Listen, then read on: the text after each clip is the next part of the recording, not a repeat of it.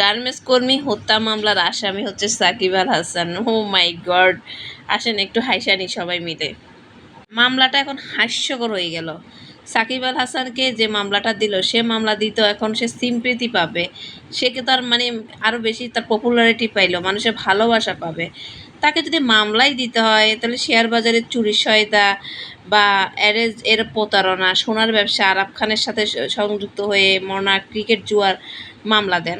মানে যে যে ধরনের জুয়ার সাথে সে জড়িত আছে এইসব ধরনের মামলা দিতে পারেন। এসব কি ধরনের তামসা আপনারা শুরু করলেন? এই নাকি পরিবর্তন, এই নাকি স্বৈরতন্ত্রের পতন, এসব কি আসলে টিকবে? সারা দুনিয়া সিম্পিতি এখন সাকিবেই পাবে, আমি বলে দিলাম। কারণ সে যখন এসব আন্দোলন ফান্দোলন মারামারি ধরাধরি হচ্ছে, সে তখন নাফেজা কামালের সাথে রুম ডেটে ব্যস্ত ছিল, তারপর পাকিস্তানের সিরিজ নিয়ে ব্যস্ত ছিল। আর একটা কথা বলি, ডক্টর ইউনুস সাহেবের পরে সাকিবই কিন্তু একমাত্র সাধারণ নাগরিক। ডক্টর ইউনুস সাহেবের পরে সাকিবই কিন্তু একমাত্র সাধারণ নাগরিক যাকে দুনিয়ার অর্ধেক লোক চিনে, অর্ধেক না তার চেয়ে বেশিও চিনে। তার নামে এই মামলা দিলে মানে দুনিয়া পরিষ্কার বুঝবে কিভাবে, কেন, কোথা থেকে খারাপরি ইউনুস সাহেব খাইছেন বা তাদের উপদেষ্টারা খাইছে, এগুলো বুঝে যাবে।